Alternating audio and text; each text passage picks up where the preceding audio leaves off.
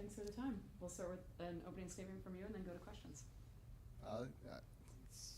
This is a really cool place to be, and kind of excited that this kind of marks the start of the season, and a few weeks away from having all the guys in training camp. So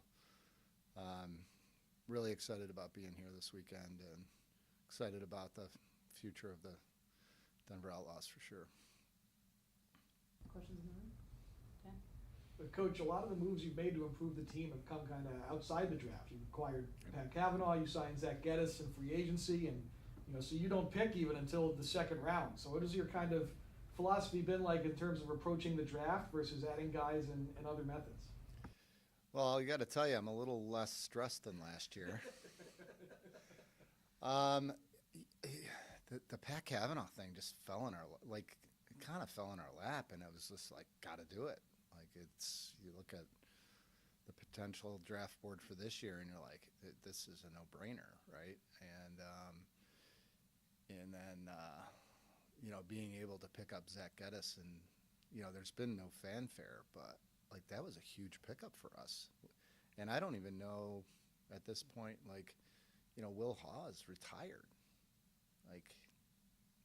We needed him really badly, and I think having Tarafanko with Geddes and with Smith is going to be a great pairing, and then being able to grab Jack Van Overbeek too is just, we played with one lefty on our team last year, so now we have three. So, yeah, no, we feel really good. I mean, I think I would be super stressed out right now because I don't think we could get who we needed to be. I think when we're done with tonight's draft, we're going to be able to say, okay, deep breath, we can go compete now. If we didn't make those off-season moves, I think we would be in trouble.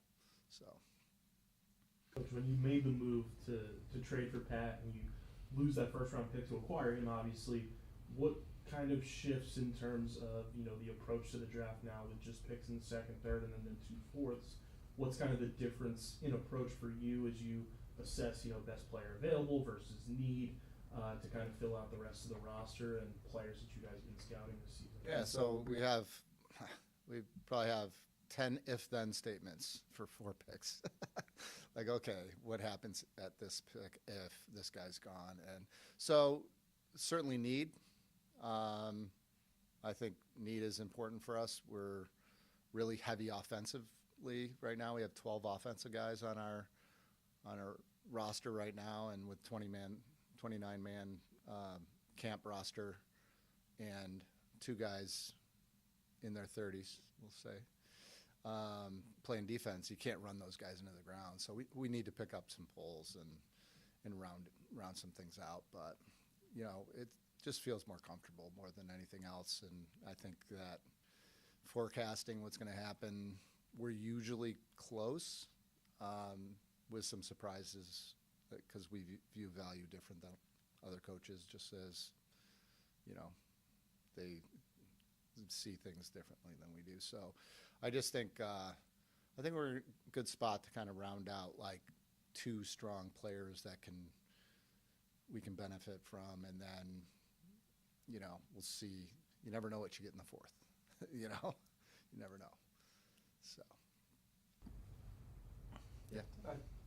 Coach, one of those offensive pieces is Logan Wisnauskas, who's on a new deal with you guys. Having him kind of back and adding Pat to Brennan and a veteran like Eric Law, have you given some thought yet to how that is going to take shape, or is that going to be kind of we're going to put him on the field in camp and see how this goes?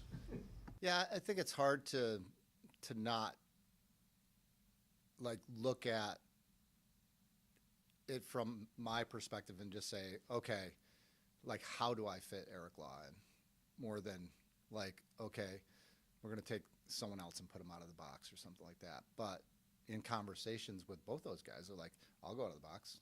I'd love to play with these guys. So I had a long talk with Logan yesterday, and he talks with Eli all the time, and he talks with Cavanaugh all the time, and their minds are flying around already about how it's going to work, but it's going to be kind of, put them out there together in different situations and have some guys come out of the box and see what it looks like during training camp, and then make decisions after that, you know.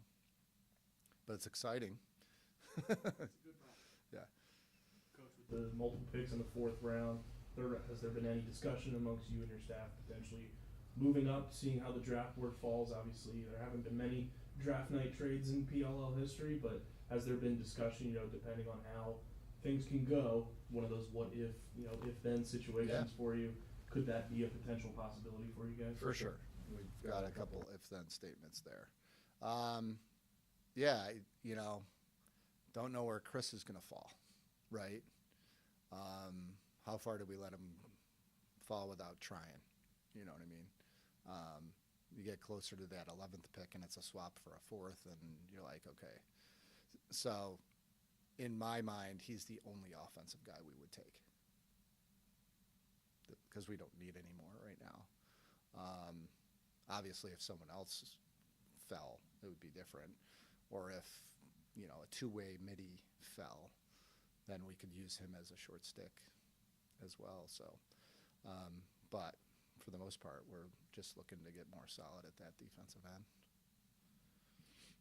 Any questions on Zoom? Adam? Coach, with the retirement of Sean Scanoni, obviously on the Owen McElroy on the roster, is there? Do you think you'll be aggressive in, you know, targeting a goalie with, you know, in the second, third round, or is that something you might see how it falls in the draft and address it maybe in the later rounds or even after the draft? Yeah, I think we have two goalies on our, you know, the guy that started last year was a two-time first-team All-American at Georgetown, Owen. And, you know, we feel pretty comfortable with him. And so I don't know how aggressive we'll be, depending on, you know, there's, I think, two guys that stand out and then two other guys that we'd be happy to have. So it just depends on, in that situation, of kind of that best available scenario. But if the right guy's sitting there, we might grab one in the second.